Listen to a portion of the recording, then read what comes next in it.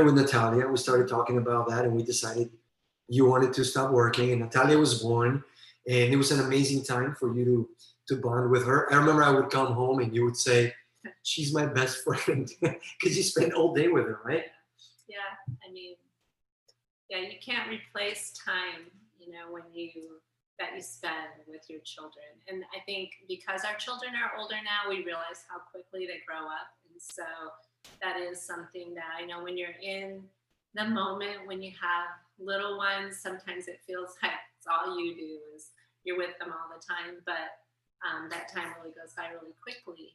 And that's where you form such a strong bond and relationship. Yeah. I remember at some point, maybe when Natalia was like 1 or 2 years old, man, times were tough in Mexico. I was not making very much money.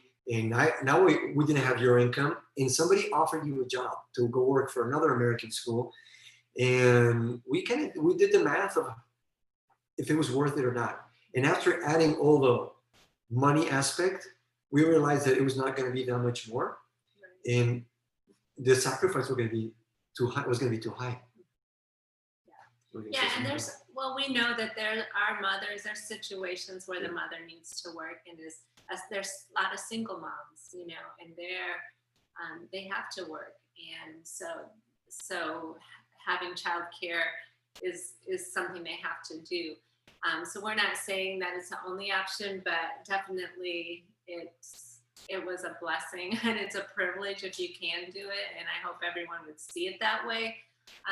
But no matter what, I think what we found is you have to proactively build that time with your child, whether it's because you're at home and not at a job, or whether it's when you're not working outside of the home. It has to be intentional. Our lives are so compartmentalized, right? We have our job, or we have the children's activity, the children's school. We go to church and they go to Sunday school, and we're in this service and they're over there. Everything's separated, or easily separated. And so I think we have to be very intentional and look for how are we going to build relationship in the time that we have with our kids. Yeah, and there's so much pressure in the culture today, which is part of the problem of why there's so much lack of connection. Pressure to have your kids in so many activities.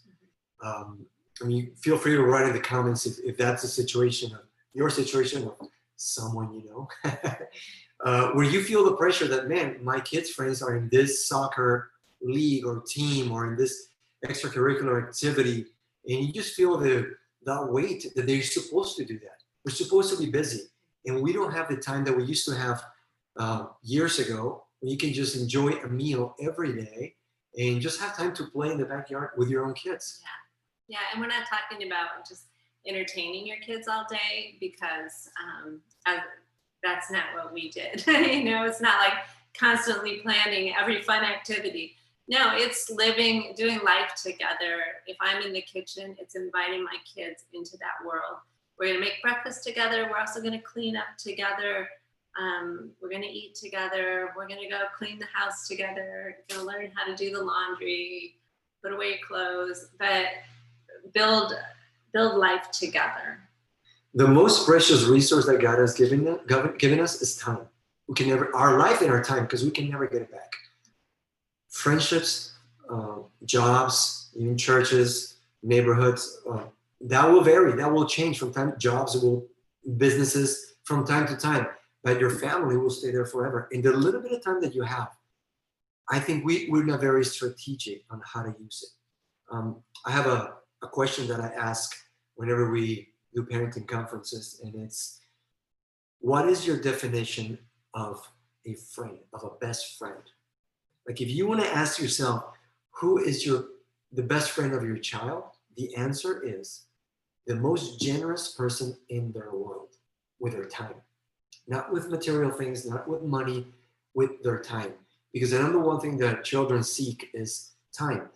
And the big challenge is that we live in a complex society that is putting so many demands, especially through social media now, so many opportunities to do things. And we've created a life that is with a game that we cannot win, because the time that we have left is not enough to build that Just like the example of that guy who went to a restaurant, supposed to be the brand new, the best steakhouse in town, and the guy went there to eat, and he was so excited. Went there with his wife, and they order a meal.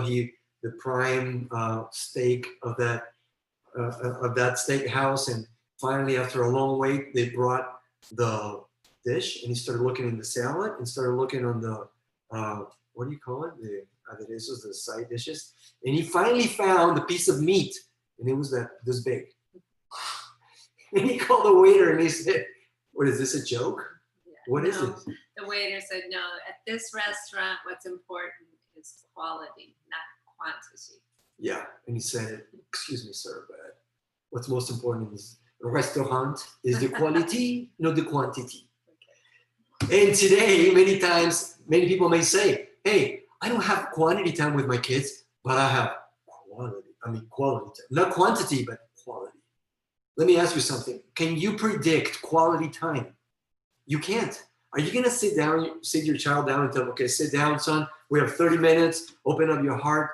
Tell me what you're worried about. Tell me about your fears, your pains, your concerns. What do you want to be when you grow up? Your dream. Tell me."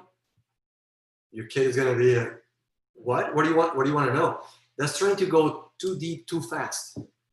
Quality, write this one down, only takes place during quantity time. Quality only takes place during quantity time.